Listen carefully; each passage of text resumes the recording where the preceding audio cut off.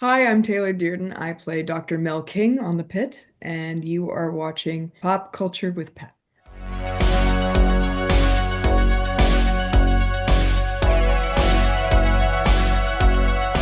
Hey guys, welcome back to Pop Culture with Pat. So I am so excited to be joined by today's guests. Today I am talking to Taylor Dearden, who plays Dr. King in The Pit. Thank you so much for your time today, Taylor. Thanks for having me.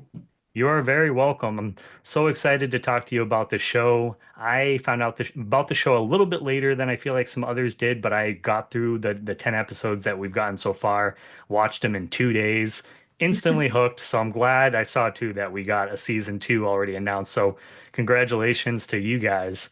Thank you so much. You're welcome. I'm curious because I heard the scripts for the show were pretty intense. There was a lot in there, a lot of the medical jargon, especially if you're coming from a background that maybe wasn't familiar. I know myself, I don't know anything about that stuff. So, what was kind of your reaction getting those scripts, breaking them down for that first time? Well, luckily, we got to have a 2-week boot camp, a medical boot camp. So they kind of went through all the procedures and like some basic stuff so that we didn't have to learn on the spot for some of it. The rest we had to learn on the spot. Yeah, in the script, it's definitely a lot of the words become incredibly daunting, incredibly fast. Oh yeah, I can't imagine. Um, yeah, and every once in a while, you'd have a word that you would either look up or something, and it's the incorrect pronunciation. It happened to me a few times where I had like hyper memorized a word that's tough in the first place, and then only then realized it was pronounced wrong. But I mean, it's bound to happen with something like that, especially if you're not, not coming from that background where you know all of these terms, you use them fairly frequently. So I mean, that's totally understandable. When you first found out that you were going to be playing this character, what kind of information did you get about her? And then you as an actor, what did you maybe want to bring to her that wasn't in the script to make the character your own? We actually got after our boot camp, medical boot camp, we got to sit down with Scott and John, and they just kind of downloaded us with the backstory of each character.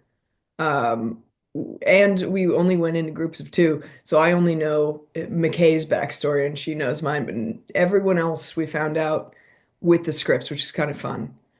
Um, and yeah, they just kind of go through where you're born, how you were raised, parents, everything.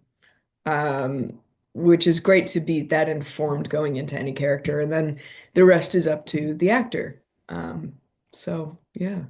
Yeah, what did you maybe want to bring to her additionally that like wasn't in the script that you wanted to bring to the character? Um, a lot of it was written, a lot of it was hinted at. And I think being neurodivergent, I have ADHD, so I'm on the same spectrum as autism. I was like, this reads me a little bit. And so I didn't I think what it is I didn't shy away from it.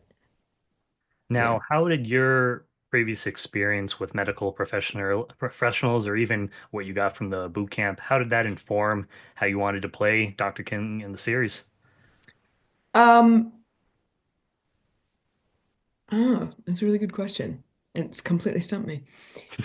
Um, I think there's so many tropes in medical shows that I think that was kind of on all of our minds of like, let's not fall into any of the traps.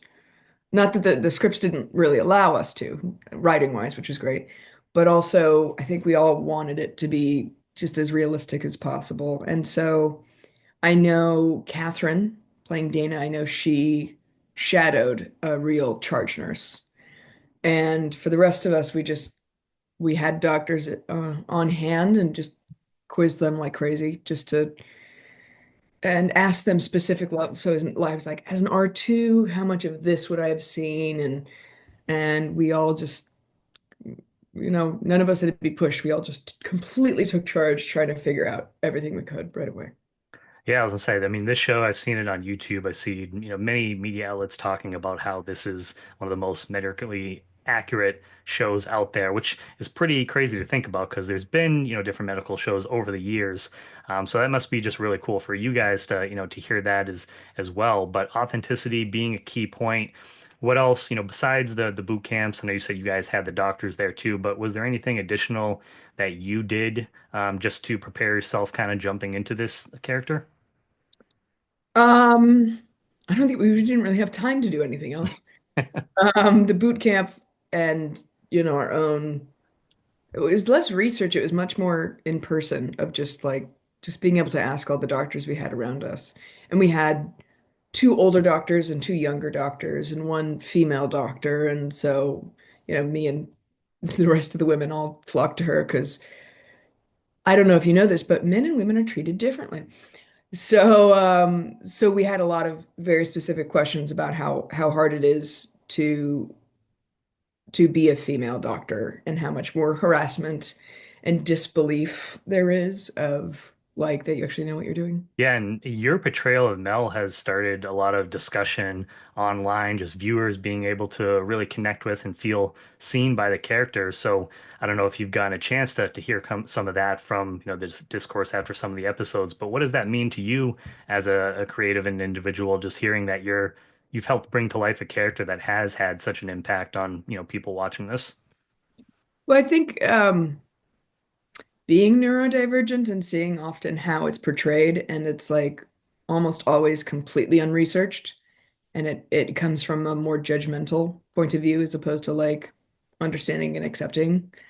I think just playing what is more natural for me, and I'm better at masking than Mel is, but other than that, there's a lot of the same stuff, and I think being able to see that is helpful because we don't.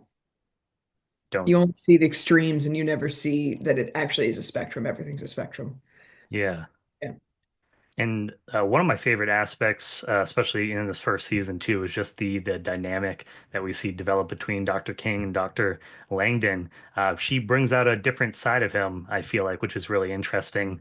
Why do you think those two connect the way that they do? I think Mel is a just wants to be a student forever and really wanted from the get trying to see if Robbie was her mentor and just trying to find someone and then having a guy who himself loves teaching and loves being like in charge and having the most willing participant ever. I think that's where the click is. And I think Mel probably respects him way more than he gets from other people. And it just kind of, I found the person I'm supposed to shadow. Mel found the person she's supposed to shadow. And I think Langdon found, oh, finally I get to impart my wisdom on someone who actually listens.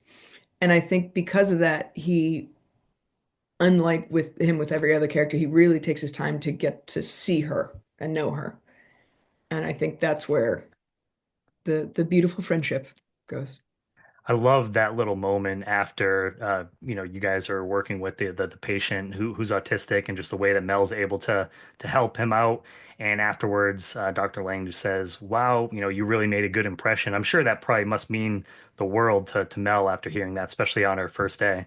Oh yeah. There were a lot of I understand why it was cut because it was ridiculous, but there were like some like squeak jumps I had at first, and it was just like, oh, that was a weird instinct. Doesn't really work, but yep, I felt that. Um, No. I yeah. could totally understand that. I mean, if I was in her shoes as well, and just you getting a compliment like that, especially from someone who, has been there a while, yeah, it would And mean a the couple world. of I'd be, hours into her first shift here is like, yeah, oh, that's exactly what I needed. Yeah. yeah, exactly. And I know, I don't, or I should say, I don't know if we're going to see this necessarily in the rest of the season, but as far as episode 10 with Dr. Langdon getting thrown out of the pit, I'm curious, how do you think that is going to affect Mel? Just because where she kind of, I feel like, sees him as like a mentor, has a connection with him. How do you think that might play out? Well, like a normal work environment, that is kept under wraps, so no one really knows. It's just kind of like, where'd he go? And Mel definitely misses him and asks. about him a lot. But also Mel has no idea that he's was fired, no idea that that he's actually gone. I think everyone else just thinks he might be in a different part of the hospital or something.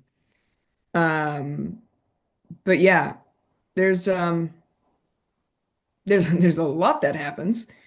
And yeah, I don't know. I don't know how much to give away. Yeah, no, I'm sure that's probably something if we don't see it in the rest of the season, sure probably be addressed in, the upcoming season two, which I feel like it's going to have a big impact because obviously he was a very, important person there working at the pit. So just curious to kind of see the aftermath of that. Like naturally, that for like you said, it's that one day. I don't think that people are going to find out because, that would kind of make sense in that day, but just to see the aftermath afterward. As far as, an actor, Taylor, what was like a scene in this first season? I know we have up until episode 10, so if it's, after that, no worries.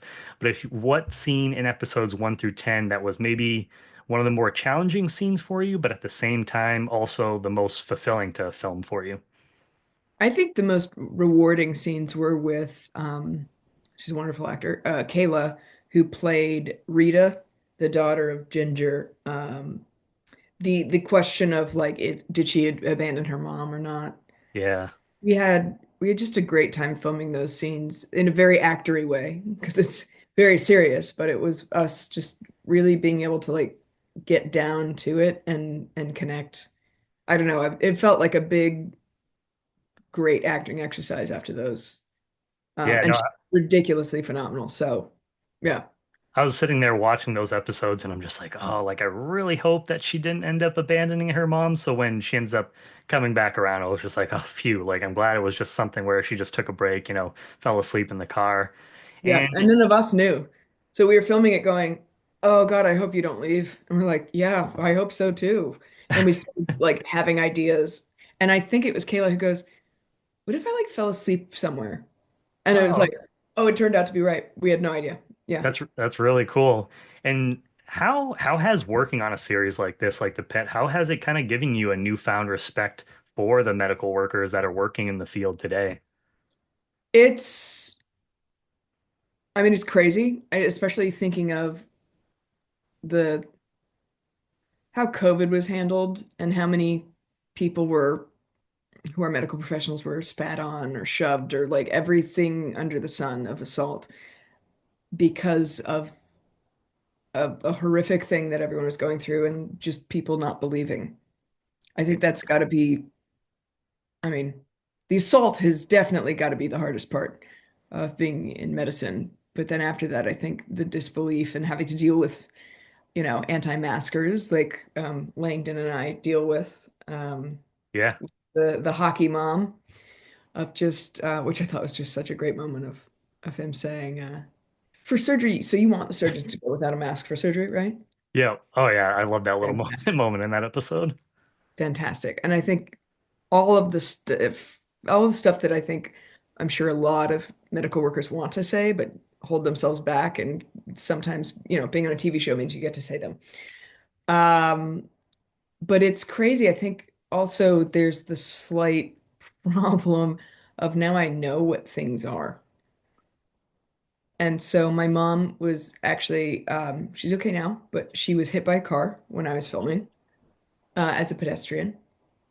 And so I went from work immediately to Cedar's emergency room, which some of our nurses who worked on the show are Cedar's nurses. Oh wow. Um, and she was in, it was a trauma center. And I go in and it totally flipped me out because it's like, all right, I just came from this.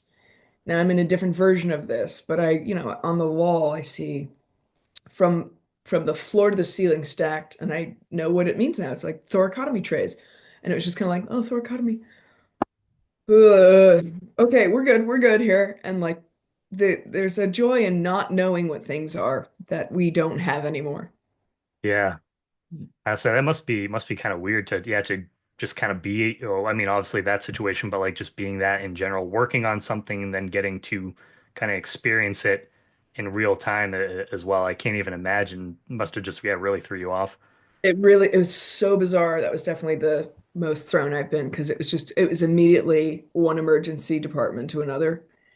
And what was great is like there are a lot of things I could do. So mom was uncomfortable, so I was able to move the gurney. I know how to move the gurneys now, and all of the little things that I could do. She wanted to sit up, she wanted to be lower, all of that stuff. And getting to explain everything that happened to her while she was in shock.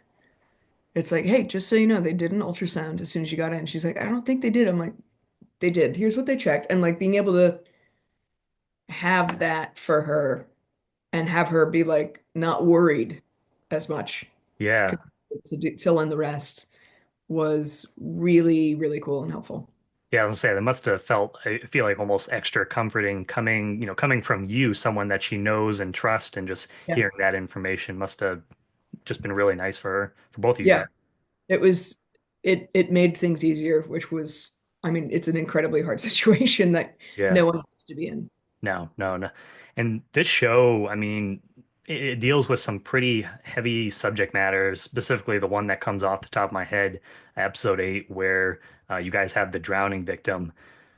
Watching that episode, I was just a wreck afterwards. I was like, oh my God, I was not expecting that, which it's like you have crazy things like this happen in the hospital, but how how are you guys kind of able to balance some of those more difficult situations where I imagine, you're trying to process that, but you're also probably want to try and keep the sets light at times as well, just so that way it's not all this, dark and heavy stuff kind of going on all the time. So how does that kind of work for you? I know Garen and I were really worried that we were just going to be like, oh, cool. So we'll go do this all day, then go home, stare at a wall, and just be drained.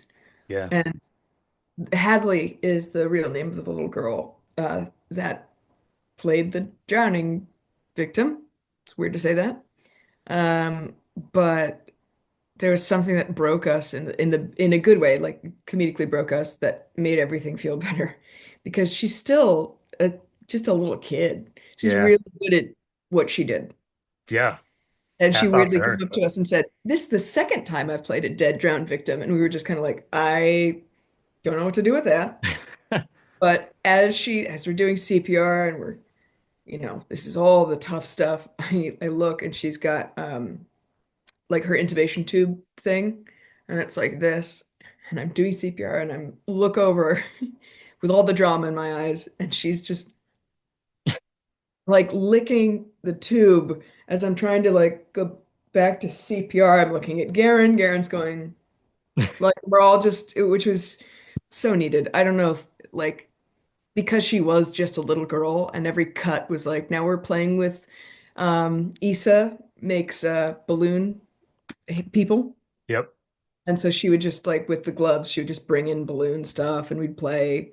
And that was the only way to get through that. I honestly think if it stayed as dramatic as written, it would have been just too much. Yeah, no, that would definitely be tough. I'm glad that you guys were kind of able to balance that out because I can't imagine. I've had an experience recently being in the hospital and just being in that environment and seeing what these guys go through in real life. And it definitely takes a special person to be able to do that. And so seeing some of those situations, I imagine was tough, for you guys. Yeah, and I talked to one of our med techs is his name is Tim Van Pelt, and he was a charge nurse. And so I just quizzed him. I'm like, so what is the atmosphere when a kid comes in? And he's like, yeah, the whole department feels it, even if they're not in the room, which is what I they did a really good job showing of, Langdon wasn't in the room, but he has to call his kid, Yep. and everyone has to take time. And Tim said that that's what happens. You all take a break. Some people, obviously still have to stay on, but you all Yeah. find your time to take 5 to 10, splash some cold water in your face, call your kid. Um, but it's still it is the unimaginable, and having to be part of that on a daily basis for the doctors is just it's so much. Oh yeah. No, yeah, like I said, I can't even imagine being, in a situation like that. And I guess on a lighter note, looking back on the season, what what are some of you just yeah, some of your favorite behind the scene memories, just maybe like hanging out with the cast in between takes or, or even maybe not even on like the set if you guys hung out, in between as well. Yeah, I mean, it's a very fast-paced set. There was not a lot of hanging time. Um, but I think we did, it's kind of like pardon the expression, but like an emergency bond of like, okay, we're about to do this really hard thing that none of us have done before, obviously, except for Noah. And so it was this like, well, we have to have some network of knowing each other so that it doesn't feel like the world is crashing in on us. Yeah. Because if we didn't, it would definitely feel like that with all the new things we had to learn and do immediately and well. It's tough, but I think yeah, a few of us would go out for drinks on the weekends and just like decompress. That's kind of what it Need it it. it's the closest I think an actor can come to knowing what it's like to have one of these real jobs of just needing to decompress after. Yeah, no, I totally understand that. And we had mentioned, early on in the interview that you guys got greenlit for season two. So I just wanted to ask you where do you want to maybe kind of, or what do you want to explore with Dr. King in season two? And is there anybody on the set that you maybe didn't get as many scenes to work with in season one that you would love to work with in season two? Well, we have no idea what season two is. Like legitimately no clue. Um, and so we don't know where they're picking it up from. And so it's kind of hard to want anything when you're like, this could be a year from now for all we know. It could be the Yeah, next day. It could be, we have no clue. And we have no clue if people are going to be added. yep. And so it's kind of we're in a state of I have no idea. We'll find out ish soon enough. But yeah, No, no idea. I'll be curious too if they're going to keep the same format as far as if it's going to take place in a matter of a day or if it's They- going to like if they're going to spread it out a little bit more going No, forward. it's still going to be a shift. It still will be a shift. Okay, awesome. Just Well, where in time we don't know. just don't know. Well, Taylor, I just want to say thank you so much for your time today. It's wonderful, been getting to talk to you about the show. Congratulations again on season two, and you are welcome back anytime in the future. Thank you. This was lovely. Hi, I'm Taylor Dearden. I play Dr. Mel King on The Pit, and you are watching Pop Culture with Pat.